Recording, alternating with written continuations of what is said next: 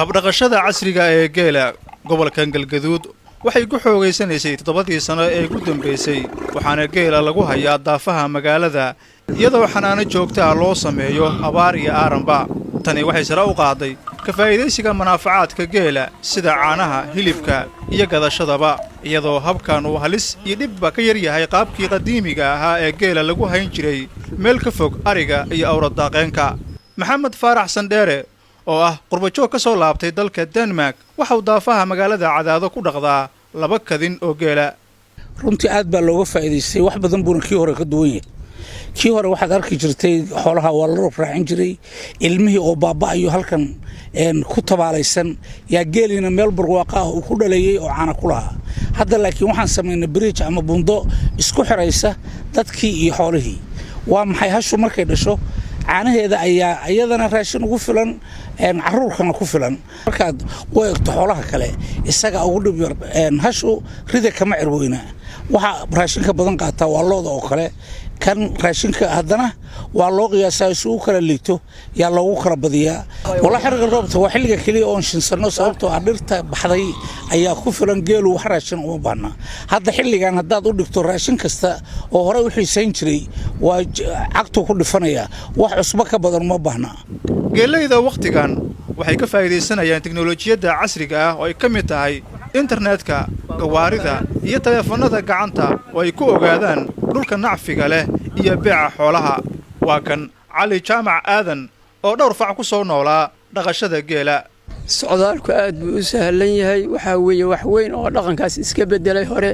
waxa weeye hada neefka adeer hadduu ka baxsado asagoon siginkaasi socon telefoon lamar baa lagu qortaa hore qofkaas oo wacaya telefoon baad u dirsanaysaa adoo jooga neefkaaga haddii xataa uu inkaa xado isagoo beledweyne ama xamar la marsiinaya qofkii telefoonka loo geeyaa nambarka soo wacaya waxa la hel casri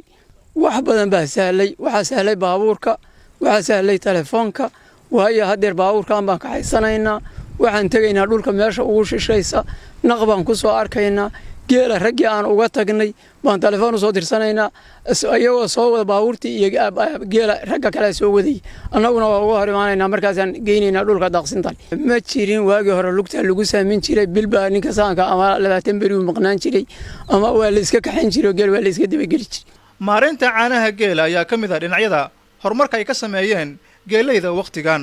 waxaana caanaha oo batay ay keentay in litarkii uu gaaro qiimo ka yar $1 waa kan mar kale maxamed faarax awal caanaha ratiba lagu qaadi jiray ama dameer baa lagu qaadi jiray ama dhabar baa lagu qaadi jiray hadda gaadiid baan u sameeyno gaadiidka ayaa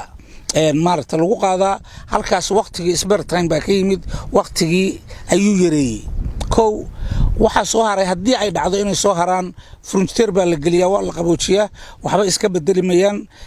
balse baahidaaba loo qaba caanaha ayaa markasta caanaha ka badanba oo in aysan daahin bay u badanta wallahi anigu meelo badan baan geyn jiray dhuusamareeb baan geeyaa hadda laakiin awal Cadaado godin laba wada geyn jiray hadda laakiin anigu toos waxaan ahay dhuusamareeb meeqa litar oo caana ayaa muxuu u bixigaysaa magaalooyinka maalintiiba wallahi waxay ku xiran tahay hadba geelu sidoo u dhalo hadda xilligii hadda la soo dhaafo dayrtaha geel badan baa dhalay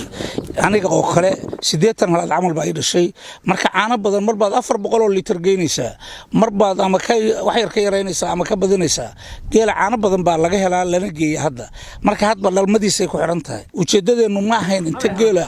caanihiisu qaaliyoobaan in lacag badan laga helo laakiin ujeedadiisu waxay sidii uu qayb uga qaadan lahaa nolosha dadka deegaanka oo horumar ay ku gaari lahaayeen waayo haddii la yiraahdo koobadii caanaha $3 weeye imisa ayaa income-koodu $3 dhan yahay waa maya annagu waxaan rabnaa midka faqriga ah oo waxba haysan iyo kan xoogaaga fiican haystaba in ay wada saameeyaan oo geela ay dareemaan oo ay nolol fiican ka helaan oo caanuhu ay wada gaaraan geelu muddo dheer ba Soomaalida waxa uu ahaa kan ugu qiimaha badan ee ay dhaqdaan balse qorshe la'aanta waqtiyada abaarta colaadaha iyo biyaha oo yaraa ayaa sabab u ahaa inaanu nacfi badan laga helin haddase qaabkan cusub waxa uu muuqdaa mid ka tallaabsanaya caqabadahaasi maxamuud cabdi dirshe warbaahinta qaranka Cadaado.